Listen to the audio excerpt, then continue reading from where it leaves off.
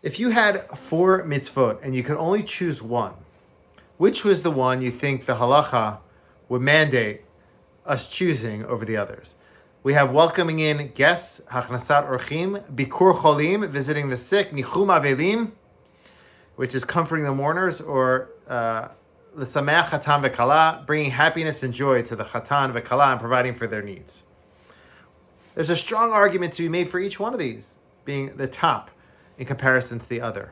The Rambam, when he lists these, he says Hachnasat Orchim, welcoming guests, is of the highest order in relation to the other. And the question is why? The question even gets stronger when you think about how the Rambam adds on to Nichum Avelim, comforting mourners, also mitzvot connected to the dead, burying the dead.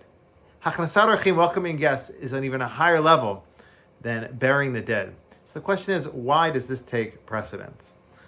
Perhaps we can offer that the difference between the other 3 and Hachnasat Orchim is that the other 3 involve leaving your home and going outside to help others. When you go comfort the sick, when you go comfort the mourners, you're going to the house of mourning. You're visiting sick, you're going to their home or to the hospital.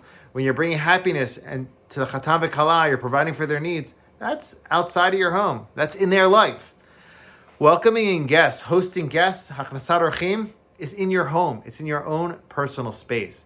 It's very hard to sacrifice our privacy when we're trying to help others. However, sometimes that's the best way that we can influence others, by bringing them all the way in.